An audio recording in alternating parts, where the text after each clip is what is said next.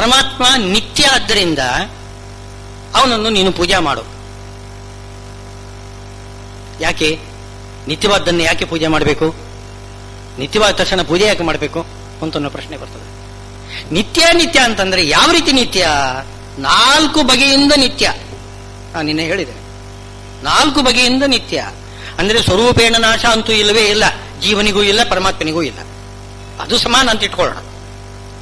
ಆಮೇಲೆ ಇನ್ನೊಂದು ನಿತ್ಯ ಅಂದ್ರೆ ಈ ನಾಶ ಇಲ್ಲದೆ ಇರೋದು ಯಾವುದು ಅಂತಂದ್ರೆ ದೇಹ ನಾಶ ಇಲ್ಲ. ಪರಮಾತ್ಮನಿಗೆ ದೇಹ ನಾಶ ಇಲ್ಲ. ಯಾಕೆ? ಇನ್ನೊಂದು ದೇಹನೇ ಇಲ್ಲ ಅವನಿಗೆ. ಇನ್ನೊಂದು ದೇಹ ಬಂದು ಹೋಗ್ತಾ ಇದ್ರೆ ಆ ದೇಹಕ್ಕೆ ನಾಶವನ್ನು ಹೇಳ್ಬೋದಾಗಿತ್ತು. ಪರಮಾತ್ಮನಿಗೆ ದೇಹ ಅಂತನ್ನೋದು ಬೇರೆ ಬರೋದೇ ಇಲ್ಲ.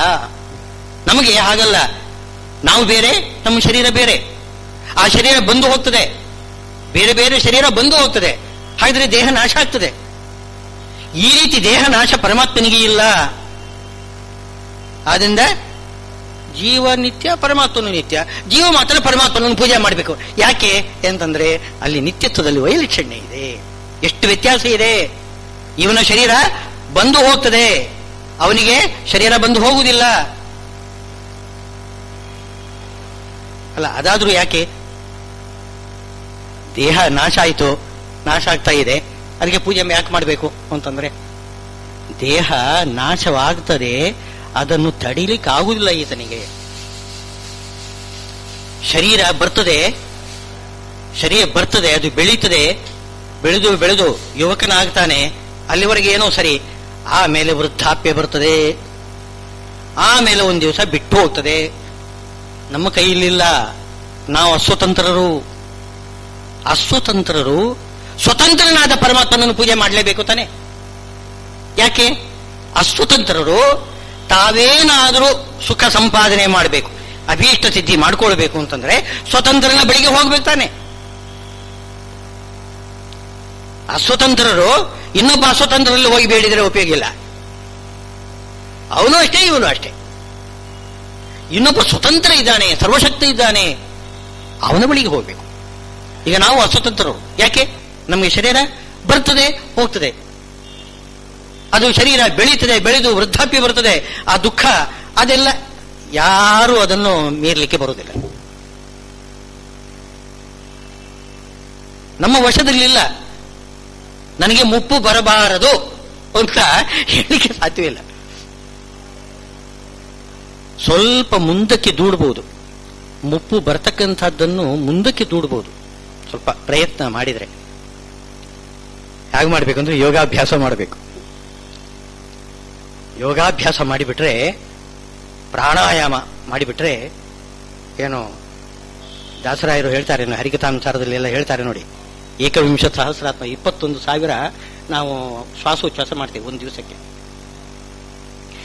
ಇವನಿಗೆ ಒಬ್ಬ ಜೀವನಿಗೆ ಇಷ್ಟು ಶ್ವಾಸ ಅಂತ ಲೆಕ್ಕ ಇದೆ. ಅದಕ್ಕೇನ್ ಮಾಡಬೇಕು? ಶ್ವಾಸವನ್ನು ದೀರ್ಘವಾಗಿ ಮಾಡಿಕೊಂಡು ಪ್ರಾಣಾಯಾಮ ಮಾಡಬೇಕು. ಪ್ರಾಣಾಯಾಮ ಮಾಡ್ತಾ ಮಾಡ್ತಾ ಮಾಡ್ತಾ ಏನು ಶ್ವಾಸ ನಿರೋಧ ಮಾಡಿಬಿಟ್ರೆ ಅಲ್ಲಿ ಏನು ಯಮ ಲೆಕ್ಕಾಚಾರ ಆಗ್ತಾ ಇದ್ದಾನೆ, ಎಷ್ಟು ಶ್ವಾಸ ಆಗ್ತಾ ಇದ್ದಾನೆ ಅಂತ. ಶ್ವಾಸನೇ ಮಾಡ್ತಾ ಇಲ್ಲ ಅಂತಂದ್ರೆ ಆವಾಗ ಎಳ್ಕೊಂಡು ಹೋಗ್ಲಿಕ್ಕೆ ಆಗುವುದಿಲ್ಲ ಪರಮಾತ್ಮ ಯಮನಿಗೆ. ಅದರ ಅರ್ಥ ಏನು ಅಂತಂದ್ರೆ ಹಾಗಲ್ಲ. ನಮ್ಮ ಆ ಶ್ವಾಸ ಪ್ರಾಣಾಯಾಮ ಶಬ್ದಕ್ಕೆ ಶ್ವಾಸವನ್ನು ನಿರೋಧ ಮಾಡುವುದು ಅಂತ ಅರ್ಥ ಅಲ್ಲ. ಪ್ರಾಣವನ್ನು ನಾವು ವಶದಲ್ಲಿ ಇಟ್ಟುಕೊಳ್ಳುವುದು.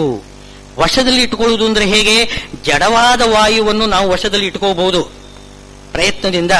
ಆದರೆ ಪ್ರಾಣ ದೇವರಿದ್ದಾರೆ, ಅವರನ್ನು ವಶದಲ್ಲಿ ಇಟ್ಟುಕೊಳ್ಳಿಕ್ಕೆ ಬರುವುದಿಲ್ಲ. ನಾವು ಏನ್ ಮಾಡ್ತೇವೆ ಅಂದ್ರೆ ಶ್ವಾಸೋಚ್ಛ್ವಾಸವನ್ನು ನಿಗ್ರಹ ಮಾಡಿಕೊಂಡು ಒಳಗಡೆ ಶ್ವಾಸವನ್ನು ಒಳಗಡೆ ತುಂಬಿಕೊಂಡಿರ್ತೇವೆ. ಕುಂಭಕ ಅಂತ ಹೇಳ್ತಾರೆ, ರೇಚಕ ಪೂರಕ ಕುಂಭಕ ಅಂತ. ಕುಂಭಕ ಅಂದ್ರೆ ಒಳಗಡೆ ಶ್ವಾಸವನ್ನು ಇಟ್ಟುಕೊಂಡು ಆ ಶ್ವಾಸದಲ್ಲಿ ಭಗವಂತನನ್ನು, ಅಂದ್ರೆ ಪ್ರಾಣನಲ್ಲಿದ್ದಾನೆ ಪರಮಾತ್ಮ ಇರೋದು, ಪ್ರಾಣ ತಾನೇ ಮುಖ್ಯ.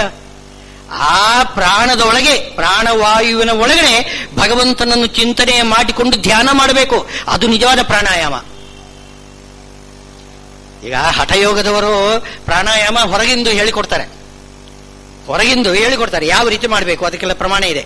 ಇಷ್ಟು ರೇಚಕ, ಇಷ್ಟು ಪೂರಕ, ಇಷ್ಟು ಕುಂಭಕ ಅಂತ. ಇಷ್ಟೆಷ್ಟು ಅದಕ್ಕೆಲ್ಲ ಏನೋ ಅನುಲೋಮ ಹೇಳ್ತಾರೆ, ಅದಕ್ಕೆ ಪ್ರಪೋರ್ಷನ್ ಅದಕ್ಕೆ ಹೇಳ್ತಾರೆ. ಅದು ಏನು ನಿರ್ಬೀಜ ಪ್ರಾಣಾಯಾಮ ಅಂತ ಹೇಳ್ತಾರೆ. ಅದಕ್ಕೆ ನಿರ್ಬೀಜ, ಬೀಜ ಇಲ್ಲ. ನಿಜವಾಗಿಯೂ ಕೂಡ ಬೀಜ ಯಾವುದಂದ್ರೆ ಪರಮಾತ್ಮ, ಎಲ್ಲದಕ್ಕೂ ಕಾರಣೀಭೂತನಾಗಿರತಕ್ಕಂತಹ ಪರಮಾತ್ಮ. ಅವನು ನೆನೆಸಿಕೊಂಡ್ರೆ, ಧ್ಯಾನ ಮಾಡ್ತಾ ಇದ್ರೆ ಅದು ಸಬೀಜ ಪ್ರಾಣಾಯಾಮ ಆಗ್ತದೆ. ಸಬೀಜ ಪ್ರಾಣಾಯಾಮ ಆಯಿತು ಅಂತಂದ್ರೆ ಪ್ರಾಣದೇವರಲ್ಲಿ ಅಂತರ್ಗತನಾದ ಭಗವಂತನನ್ನು ನಾವು ಚಿಂತನೆ ಮಾಡಿದರೆ ಪ್ರಾಣಾಯಾಮ ಕಾಲದಲ್ಲಿ, ಅದಕ್ಕೋಸ್ಕರನೇ ಮಂತ್ರ ಹೇಳಿದ್ದೇವೆ, ಪ್ರಣವಸ್ತೆ ಪರಬ್ರಹ್ಮರ್ಷಿ ದೇವಿ ಗಾಯತ್ರಿ ಚಂದ. ಯಾವುದಿಗೆ? ಪ್ರಾಣಾಯಾಮೇ ವಿನಿಯೋಗ. ಪ್ರಾಣಾಯಾಮ ಮಾಡ್ತಾ ಇರುವಾಗ ಓಂ ಅಂತ ಧ್ಯಾನವನ್ನು ಮಾಡ್ತಾ ಪರಮಾತ್ಮನ ಚಿಂತನೆ ಮಾಡಬೇಕು. ಹೀಗೆ ಧ್ಯಾನ ಮಾಡಿದರೆ ಏನಾಗ್ತದೆ? ಪ್ರಾಣದೇವರ ಮೇಲೆ ನಮಗೆ ಹಿಡಿತ ಬರ್ತದೆ. ಹೇಗೆ ಹಿಡಿತ ಬರೋದು? ಅನುಗ್ರಹ, ಅವರ ಪ್ರೀತಿಯಿಂದ ನಮಗೆ ವಶರಾಗ್ತಾರೆ. ಹೀಗೆ ಪ್ರಾಣದವನ್ನು ಜಯ ಮಾಡ್ಕೋಬೇಕು. ಶ್ವಾಸ ಜಯ ಅಂತ ಹೇಳ್ತಾರೆ ಪ್ರಾಣಾಯಾಮವನ್ನು. ಆಯಾಮ ಅಂದ್ರೆ ಜಯ, ಸಂಪಾದನೆ ಮಾಡೋದು. ಪ್ರಾಣಾಯಾಮ ಅಂತಂದ್ರೆ ಪ್ರಾಣದೇವರ ಮೇಲೆ ನಮಗೆ ಜಯ. ಹೇಗೆ ಜಯ? ಅವರ ಪ್ರೀತಿ ಸಂಪಾದನೆ ಮಾಡೋದು, ಅವರ ಅನುಗ್ರಹ ಸಂಪಾದನೆ ಮಾಡೋದು. ಈ ರೀತಿ ಮಾಡಿಕೊಂಡು ನಾವು ನಮ್ಮ ಆಯುಷ್ಯನ್ನು ವೃದ್ಧಿ ಮಾಡ್ಕೋಬಹುದು. ಯಾವಾಗ ಆಯುಷ್ಯಕ್ಕೆ ನಿಯಾಮಕರೇ ಯಾರು? ಪ್ರಾಣದೇವರು. ಅವರ ಅನುಗ್ರಹ ಆಯಿತು ಅಂತಂದ್ರೆ ನಮಗೆ ಆಯುಷ್ಯ ವೃದ್ಧಿ ಆಗ್ತದೆ. ಇದಕ್ಕೋಸ್ಕರ ನಾವೇನ್ ಮಾಡಬೇಕು? ಈ ಶರೀರ ಅನಿತ್ಯ ಆದರೂ ಕೂಡ ನಾವೇನ್ ಮಾಡಬೇಕು? ಭಗವಂತನನ್ನು ಆರಾಧನೆ ಮಾಡಿ ಶ್ವಾಸವನ್ನು ಹೆಚ್ಚು ಮಾಡಬೇಕು. ಹೆಚ್ಚು ಕಾಲ ಭಗವಂತನ ಸೇವಾ ಮಾಡಬೇಕು. ಹೆಚ್ಚು ಕಾಲ ಭಗವಂತನ ಸೇವಾ ಮಾಡಬೇಕು. ಆದ್ದರಿಂದ ಏನು ಹೇಳಿದಾಗಾಯ್ತು? ಇವಾಗ ಶರೀರ ಅನಿತ್ಯವಾದ್ದರಿಂದ ಆ ಶರೀರದಿಂದ ಯೋಗಾಭ್ಯಾಸಾದಿ ರೀತಿಯಿಂದ ಭಗವಂತನನ್ನು ಉಪಾಸನಾ ಮಾಡಿ ನಾವೇನ್ ಮಾಡಬೇಕು? ಮೋಕ್ಷವನ್ನು ಸಂಪಾದನೆ ಮಾಡಿಕೊಳ್ಬೇಕು. ಹಾಗಾದ್ರೆ ಯಾಕೆ ಪರಮಾತ್ಮನ ಪೂಜಾ ಮಾಡಬೇಕು? ನಮ್ಮ ಶರೀರ ಅನಿತ್ಯವಾದ ತಕ್ಷಣ ಪರಮಾತ್ಮನ ಯಾಕೆ ಪೂಜೆ ಮಾಡಬೇಕು ಅಂತಂದ್ರೆ ಹೀಗೆ ಪೂಜಾರೂಪವಾಗಿ ಶರೀರವನ್ನು ಉಪಯೋಗಿಸಿಕೊಳ್ಬೇಕು. ಇನ್ನು ಶರೀರದ ಪ್ರಯೋಜನ ಬೇಕಾದಷ್ಟಿದೆ. ಅನಿತ್ಯವಾಗಿರಬಹುದು, ಶರೀರ ಅನಿತ್ಯವಾಗಿರಬಹುದು, ಆದರೆ ಆ ಶರೀರ ತುಂಬಾ ಅಮೂಲ್ಯವಾಗಿರ್ತಕ್ಕಂಥದ್ದು. ದುರ್ಲಭಂ ಮಾನುಷಂ ಜನ್ಮ ಅಂತ ಹೇಳ್ತಾರೆ. ನೀನಾರಿಗಾದೆಯೋ ಎಲೆ ಮಾನವ ಅಂತ ಏನೋ ದಾಸರಾಯರು ನಿಂದೆ ಮಾಡಿದ್ದಿದೆ. ಆದರೆ ಮನುಷ್ಯ ಶರೀರದಷ್ಟು ಉಪಯೋಗಿಯಾಗಿರ್ತಕ್ಕಂತಹ ಶರೀರ ಸೃಷ್ಟಿಯಲ್ಲಿ ಇನ್ನೊಂದಿಲ್ಲ. ಭಾರತ ದೇಶ ಕರ್ಮಭೂಮಿಯಂಥ ಪ್ರದೇಶ ಇನ್ನೊಂದಿಲ್ಲ. ಆದ್ದರಿಂದ ಭಾರತದಲ್ಲಿ ಮನುಷ್ಯನಾಗಿ, ಬ್ರಾಹ್ಮಣನಾಗಿ, ವೈಷ್ಣವನಾಗಿ ಜನಿಸಬೇಕು. ಆವಾಗ ಎಲ್ಲ ಪರಮ ಪುರುಷಾರ್ಥ ಅದನ್ನು ಕೂಡ ಸಂಪಾದನೆ ಮಾಡಲಿಕ್ಕೆ ಬರ್ತದೆ. ಆ ಶರೀರ ಅಷ್ಟು ಉಪಯುಕ್ತವಾಗಿದೆ. ಏನು ಬೇಡ, ನೀವು ಸ್ನಾನ ಏನು ಮಾಡ್ತೀರಿ? ನೀವು ಸ್ನಾನ ಮಾಡಿ ಊಟ ಮಾಡ್ತೀರಲ್ಲ, ಸ್ನಾನ ಮಾಡುವುದು ಯಾವುದಕ್ಕೋಸ್ಕರ ಅಂತಂದ್ರೆ ಈ ನನ್ನ ಶರೀರ ಅಲ್ಲ, ನನ್ನ ಒಳಗಡೆ ಭಗವಂತ ಇದ್ದಾನೆ, ಅವನ ಶರೀರ ಇದು. ನಾನು ಹುಟ್ಟುವುದು, ನಾನು ಹುಟ್ಟಿಲ್ಲ, ನನಗೆ ಗೊತ್ತೇ ಇಲ್ಲ. ನಾನು ಹುಟ್ಟಿದ್ದೇನೆ ಇಲ್ಲೋ ನನಗೆ ಗೊತ್ತಿಲ್ಲ, ನಾನಿಲ್ಲಿ ಹುಡ್ತೇನೆ. ಹಾಗಿದ್ರೆ ಒಳಗಡೆ ಭಗವಂತ ಬಂದು ಈ ಶರೀರವನ್ನು ಹುಟ್ಟಿಸಿದ್ದಾನೆ, ಅವನೇ ಹುಟ್ಟಿದ್ದಾನೆ. ತಾಯಿಯ ಗರ್ಭದಿಂದ ಹೊರಗಡೆ ಬರತಕ್ಕಂಥದ್ದು ಯಾರು? ಜೀವನಿಗೇನು ಸ್ವಾತಂತ್ರ್ಯ ಇದೆ? ಜೀವನಿಗೇನು ಸ್ವಾತಂತ್ರ್ಯ ಇಲ್ಲ. ಪರಮಾತ್ಮನೇ ಬರೋದು ಹೊರಗಡೆ. ತಾಯಿಯ ಗರ್ಭದಿಂದ ಹೊರಗಡೆ ಬರುವುದು ಯಾರು? ಪರಮಾತ್ಮನೇ. ತಾಯಿಯ ಗರ್ಭದಲ್ಲಿ ಹುಟ್ಟುವುದು ಯಾರು? ಪರಮಾತ್ಮ. ನಮಗೆ ಏನು ಗೊತ್ತಿಲ್ಲ. ಉಪನಿಷತ್ತಿನಲ್ಲಿ ಹೇಳ್ತಾರೆ, ತದಸ್ಯ ಪ್ರಥಮಂ ಜನ್ಮ, ತದಸ್ಯ ದ್ವಿತೀಯಂ ಜನ್ಮ, ಹೀಗೆಲ್ಲ ಹೇಳ್ತಾರೆ. ಯಾರೇ? ಅಸ್ಯ, ಪರಮಾತ್ಮನ ಜನ್ಮ. ಪರಮಾತ್ಮನೇ ಹುಟ್ಟುವುದು, ಪರಮಾತ್ಮನೇ ಸಾಯುವುದು. ಅದು ಕೇಳುವಾಗ ನಮಗೆ ಸ್ವಲ್ಪ ಕರ್ಕಶ ಆಗ್ತದೆ. ಪರಮಾತ್ಮ ಸಾಯುವುದು ಅಂತಂದ್ರೆ ಏನು? ಸಾವು ಅಂತಂದ್ರೆ ಜೀವ ಸಾಯುವುದಲ್ಲ ಅಂತ ಇದೆ ಬ್ರಹ್ಮಸೂತ್ರದಲ್ಲಿ, ಭಾಷ್ಯದಲ್ಲಿ ಹೇಳ್ತಾರೆ. ಮರಣ ಅಂತಂದ್ರೆ ಪರಮಾತ್ಮ ನಮ್ಮ ಶರೀರದಿಂದ ಹೊರಗಡೆ ಹೋಗುವುದೇ ಮರಣ, ಪರಮಾತ್ಮ ಶರೀರದೊಳಗೆ ಬರುವುದೇ ಜನನ. ಪಟ್ಟ ಹೇಳ್ತಿದ್ದಾರೆ. ಜೀವ ಬಂದು ಹೋಗುವುದೇ ಜನನ ಮರಣ. ಅದು ಲೋಕದಲ್ಲಿ ವ್ಯವಹಾರ ಅಷ್ಟೇ. ಜೀವನಿಗೆ ಬರ್ಲಿಕ್ಕೂ ಗೊತ್ತಿಲ್ಲ, ಹೋಗ್ಲಿಕ್ಕೂ ಗೊತ್ತಿಲ್ಲ, ಅವನಿಗೆ ಸಾಮರ್ಥ್ಯ ಇಲ್ಲ. ಬಂದು ಹೋಗುವನು ಜೀವ ಅಲ್ಲ, ಪರಮಾತ್ಮನೇ ಬಂದು ಹೋಗುವುದು. ಅವನು ಬಂದು ಹೋಗುವಾಗ ಜೀವನನ್ನು ಜೊತೆಗೆ ಕರ್ಕೊಂಡು ಹೋಗ್ತಾನೆ. ಆದ್ರಿಂದ ನಮಗೆ ಜನನ ಮರಣ ದುಃಖ. ನಮಗೆ ಅಲ್ಲಿ ಜನನ ಮರಣ ಅಂತಂದ್ರೆ ಸಾಯುವುದು ಅಂದ್ರೆ ಸಾಯುವ ದುಃಖ, ಅದು ಜೀವನಿಗೆ. ಸಾಯುವುದು, ಈಗ ಬಟ್ಟೆ ಒಗಿತೇವೆ ನೋಡಿ, ಬಟ್ಟೆ ಒಗೆದಾಗ ಅಲ್ಲಿ ನೀರಿರ್ತದೆ, ನೀರಿಗೇನು ಏಟು ಬೀಳೋದಿಲ್ಲ, ಏಟು ಬೀಳುವುದು ಬಟ್ಟೆಗೆ, ಹರಿದು ಹೋಗುದು ಬಟ್ಟೆ, ನೀರಿಗೆ ಏನೂ ಆಗುವುದಿಲ್ಲ. ಒಂದೇ ಶರೀರದಲ್ಲಿ ಭಗವಂತ ಇದ್ದಾನೆ, ನಾವು ಕೂಡ ಇದ್ದೇವೆ. ಆದರೆ ಜನನ ಮರಣದ ಸಂಕಟ ದುಃಖ ಇದೆಯಲ್ಲ, ಅದು ಜೀವನಿಗೆ ಆಗ್ತದೆ, ಪರಮಾತ್ಮನಿಗೆ ಏನಾಗುವುದಿಲ್ಲ. ಅವನು ನೀರಿನ ಹಾಗೆ ನಿರ್ಲಿಪ್ತನಾಗಿರ್ತಾನೆ, ಅಚಿಂತ್ಯ ಶಕ್ತಿ. ಆದ್ದರಿಂದ ಪರಮಾತ್ಮ ನಿತ್ಯ, ಆದ್ದರಿಂದ ಅವನನ್ನು ನೀವು ಪೂಜಾ ಮಾಡು ಹೀಗೆ ಹೇಳ್ತಿದ್ದಾರೆ. ಇನ್ನು ಪರಮಾತ್ಮ ನಿತ್ಯ, ಆದ್ದರಿಂದ ಅವನು ಅಪೂರ್ಣತ್ವ ರೂಪವಾದ ನಾಶ ಇಲ್ಲ, ಅಂದ್ರೆ ಅವನು ಪೂರ್ಣನಾಗಿದ್ದಾನೆ, ಅಂದ್ರೆ ಸ್ವಾತಂತ್ರ್ಯಾದಿ ಸಕಲ ಗುಣ ಪರಿಪೂರ್ಣನಾಗಿದ್ದಾನೆ, ಮೋಕ್ಷದಾಯಕನಾಗಿದ್ದಾನೆ, ಎಲ್ಲಾ ಗುಣಗಳು ಅವನಲ್ಲಿ ತುಂಬಿಕೊಂಡಿದೆ. ಆದ್ದರಿಂದ ಅವನು ಮೋಕ್ಷ ಕೊಡ್ತಾನೆ, ಆದ್ದರಿಂದ ಅವನನ್ನೇ ಪೂಜಾ ಮಾಡಬೇಕು. ಆ ರೀತಿಯಿಂದಲೂ ಪೂಜಾ ಮಾಡಬೇಕು. ಏನೋ ಯಾವ ರೀತಿಯಿಂದ ನೋಡಿದರೂ ಕೂಡ ಪರಮಾತ್ಮನನ್ನು ಪೂಜಾ ಮಾಡಬೇಕು. ಈಗ ಹೇಳ್ತಿದ್ದಾರೆ, ಇನ್ನೊಂದು ರೀತಿಯಿಂದ ನಾವು ಇದನ್ನು ಚಿಂತನೆ ಮಾಡಬೇಕು. ಪರಮಾತ್ಮ ನಿತ್ಯ, ಜೀವ ನಿತ್ಯ, ಇಬ್ಬರಲ್ಲಿ ಏನು ವ್ಯತ್ಯಾಸ ಅಂತ ಈಗ ಪ್ರಶ್ನೆ ಬಂದಿರೋದು. ಆದರೆ ಪರಮಾತ್ಮ ನಿತ್ಯನಾಗಿದ್ದು ಅವನು ಸ್ವತಂತ್ರನಾದ್ದರಿಂದ ಜೀವನನ್ನು ನಿತ್ಯವಾಗಿ ಇರಿಸಿದ್ದಾನೆ. ಹಾಗಿದ್ರೆ ಜೀವ ನಿತ್ಯ ಆಗಿ ಇರುವುದು ಪರಮಾತ್ಮನ ಅನುಗ್ರಹದಿಂದ. ಜೀವನು ನಿತ್ಯ ಆದ್ದರಿಂದ ಯಾಕೆ ಪೂಜೆ ಮಾಡಬೇಕು ಅಂತ ತಾನೇ ಪ್ರಶ್ನೆ. ಜೀವನ ನಿತ್ಯ ಆದರೂ ಕೂಡ ಯಾಕೆ ನಿತ್ಯ? ಪರಮಾತ್ಮನ ಅನುಗ್ರಹದಿಂದ ಅವನು ನಿತ್ಯನಾಗಿದ್ದಾನೆ. ಅವನೇನಾದರೂ ನಾಶ ಆಗಿ ಹೋಗಲಿ ಅಂತ ಚಿಂತನೆ ಮಾಡಿಬಿಟ್ರೆ ಕ್ಷಣದಲ್ಲಿ ನಾಶ ಆಗಿಬಿಡ್ತೇವೆ, ಜೀವರು ಯಾರೂ ಉಳಿದಿಲ್ಲ. ಯದನುಗ್ರಹತ ಸಂತಿ ನ ಸಂತಿ ಯದುಪೇಕ್ಷೆಯ.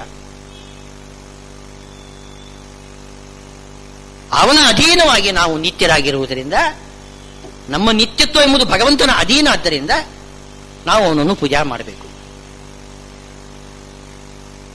ಅದು ಹೇಗೆ ಭಗವಂತನ ಅಧೀನ ನಮ್ಮ ನಿತ್ಯತ್ವ ಹೇಗೆ ಅಂತನ್ನೋದು ಇನ್ನೊಂದು ರೀತಿಯಿಂದ ಇಲ್ಲಿ ವರ್ಣನೆ ಮಾಡ್ತಾರೆ. ಅಂತವಂತ ಇಮೇ ದೇಹ ನಿತ್ಯಸ್ಯೋಕ್ತ ಶರೀರಿಣಃ ಅನಾಶಿನೋ ಅಪ್ರಮೇಯಸ್ಯ ತಸ್ಮಾದ್ಯುಧ್ಯಸ್ವ ಭಾರತ. ಅಂತವಂತ ಇಮೇ ದೇಹ, ಇಮೇ ದೇಹ, ನಮಗೆ ಕಣ್ಣಿಗೆ ಕಾಣಿಸ್ತಕ್ಕಂತಹ ಶರೀರ ಇದು ಅಂತವಂತಹ, ಇದು ನಾಶವಾಗ್ತದೆ, ಹೌದು. ಇಮೇ ದೇಹ, ಈ ಶರೀರಗಳು. ಹಾಗಿದ್ರೆ ಈ ಶರೀರ ಆ ಶರೀರ ಅಂತ ಹೇಳ್ಬೇಕಾಗಿದ್ರೆ ಬೇರೆ ಶರೀರನು ಇದೆ ಅಂತ ಅರ್ಥವಾಯ್ತೇ ಇಲ್ವೇ? ಬೇರೆ ಶರೀರ ಇದೆ, ಅದು ಯಾವುದು ಅಂದ್ರೆ ಸ್ವರೂಪ ಶರೀರ. ಜೀವನಿಗೆ ಬಾಹ್ಯವಾದ ಜಡ ಶರೀರ ಇದೆ, ಅದೇ ರೀತಿಯಲ್ಲಿ ಸ್ವರೂಪ ಶರೀರ ಅಂತ ಒಂದಿದೆ.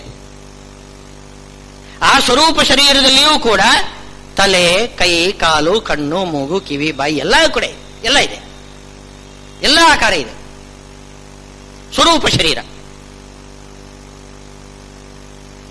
ಆ ಸ್ವರೂಪ ಶರೀರದ ಮೇಲೆ ಸುಮಾರು 28 ಶರೀರಗಳನ್ನು ಹೇಳ್ತಾರೆ, ಒಂದಲ್ಲ ಎರಡಲ್ಲ, ಆವರಣಗಳು, ಬೇರೆ ಬೇರೆ ಬೇರೆ ಆವರಣಗಳು. ಕೊನೆಗೆ ಬರುವುದು ಇದು 28ನೇದು ಸ್ಥೂಲ ಶರೀರ. ಒಳಗಡೆ ಎಷ್ಟು ಶರೀರ ಇದೆ ಆಲೋಚನೆ ಮಾಡಿ. ಐತರೇಯ ಉಪನಿಷತ್ತಿನಲ್ಲಿ ಅದನ್ನು ವರ್ಣನೆ ಮಾಡ್ತಾರೆ. ಜೀವ ಅಂತಂದ್ರೆ ಹರಿವಾಯುಗಳಿಗೆ ಅದೊಂದು ದೊಡ್ಡ ಸಂಪತ್ತಂತೆ, ನಿಧಿಯಂತೆ. ಆ ರೀತಿ ನಿಧಿಯನ್ನು ಯಾವ ರೀತಿ ನಾವು ಕಾಪಾಡ್ತೇವೆ, ಆ ರೀತಿ ಹರಿವಾಯುಗಳು ನಮ್ಮ ಜೀವ ಸ್ವರೂಪವನ್ನು ಕಾಪಾಡ್ತಾ ಇದ್ದಾರಂತೆ. ಅವರಿಗೇನು ಅದರಿಂದ ಏನಾಗಬೇಕಾಗಿಲ್ಲ. ಆದರೆ ಪ್ರೀತಿ, ಸ್ವಾಭಾವಿಕವಾದ ಪ್ರೀತಿ. ನಾವು ಮಕ್ಕಳನ್ನು ಜೋಪಾನವಾಗಿ ಇಟ್ಟುಕೊಳ್ತೇವೆ ನಾವು. ಹಾಗೆ ಆ ಶರೀರ, ನಮ್ಮ ಸ್ವರೂಪ ಶರೀರವನ್ನು ಒಂದಲ್ಲ ಎರಡಲ್ಲ 28 ಶರೀರಗಳ ಒಳಗಡೆ ಅವನನ್ನು ಭದ್ರವಾಗಿ ಇರಿಸಿ ಕಾಪಾಡ್ತಾ ಇದ್ದಾರಂತೆ ಹರಿವಾಯುಗಳು. ಐತರೇಯ ಉಪನಿಷತ್ತನ್ನು ಬಹಳ ಸುಂದರವಾಗಿ ವರ್ಣನೆ ಮಾಡ್ತಾರೆ. ಅದರಿಂದ ಹರಿವಾಯುಗಳಿಗೆ ನಮ್ಮ ಮೇಲೆ ಎಷ್ಟು ಪ್ರೀತಿ ಇದೆ ನಾವು ಅರ್ಥ ಮಾಡ್ಕೋಬೇಕು. ಅದನ್ನು ನಾವು ಮರೆತು ಅವರನ್ನು ಮರೆತು ಬಿಟ್ರೆ ಎಂಥ ಕೃತಜ್ಞತೆ. ನಮ್ಮನ್ನು ಅವರು ಆ ರೀತಿ ಕಾಪಾಡ್ತಾ ಇದ್ದಾರೆ. ಸ್ವರೂಪ ಶರೀರ ಅಂತನ್ನೋದಿದೆ. ಈ ಸ್ವರೂಪ ಶರೀರಕ್ಕೆ ನಾಶವಾಗಕೂಡದು. ಯಾವ ರೀತಿಯಿಂದಲೂ ಅಚ್ಛೇದ್ಯ ಅಭೇದ್ಯವಾಗಿ ಅದು ಉಳಿಬೇಕಾಗಿದ್ದರೆ ಯಾವ ರೀತಿ ಪ್ರಕೃತಿಯ ಆವರಣ ಕೊಟ್ಟಿದ್ದಾನೆ. ಪ್ರಕೃತಿಯನ್ನು ತೆಗಿಬೇಕಂದ್ರೆ ಯಾವತ್ತೇನು ತೆಗಿಬೇಕು? ಅದು ಅಪರೋಕ್ಷ ಜ್ಞಾನವೇ ಸರಿ. ಇನ್ಯಾವುದರಿಂದಲೂ ಪ್ರಕೃತಿಯ ಆವರಣವನ್ನು ತೆಗಿಲಿಕ್ಕೆ ಬರೋದಿಲ್ಲ. ಲಿಂಗ ಶರೀರ ಇದೆಯಲ್ಲ, ಲಿಂಗ ಶರೀರವನ್ನು ಯಾವ ರೀತಿ ಕುಟ್ಟಿದ್ರು ಹೊಡೆದ್ರು ಏನು ಮಾಡಿದ್ರು ನಾಶ ಆಗುವುದಿಲ್ಲ. ಅಪರೋಕ್ಷ ಜ್ಞಾನ ಬರಬೇಕು, ವಿರಜಾ ನದಿ ಸ್ನಾನ ಆಗಬೇಕು, ಆವಾಗ ಶರೀರ ಬಿಟ್ಟು ಹೋಗ್ತದೆ ಹೊರತು ಅದರಿಂದ ಆ ಶರೀರಕ್ಕೆ ನಾಶವೇ ಇಲ್ಲ. ಅಂಥ ರೀತಿಯ ಭದ್ರವಾಗಿರತಕ್ಕಂಥ ಲಿಂಗ ಶರೀರ, ಅನಿರುದ್ಧ ಶರೀರ, ಇನ್ನು ನಾರಾಯಣ ಶರೀರ, ವಾಸ್ತವ ಶರೀರ ಇತ್ಯಾದಿಗಳಲ್ಲಿ ಬೇರೆ ಬೇರೆ ಶರೀರಗಳು ಎಲ್ಲದಿಂದಲೂ ಕೂಡ ಜೀವನನ್ನು ಏನೋ ಬಿಗಿದು ಒಳಗಡೆ ಭದ್ರವಾಗಿ ತಿಜೋರಿ ಒಳಗಡೆ ನಾವು ಮನೆ ಒಳಗಡೆ ತಿಜೋರಿ ಒಳಗಡೆ ಪೆಟ್ಟಿಗೆ ಒಳಗಡೆ ಸಂದು ಏನೆಲ್ಲ ಇಟ್ಟು ನಾವು ಹಣವನ್ನು ಜೋಪಾನ ಮಾಡ್ತೀವಲ್ಲ, ಆ ರೀತಿ ಭಗವಂತ ನಮ್ಮನ್ನು ಜೋಪಾನ ಮಾಡ್ತಾ ಇದ್ದ.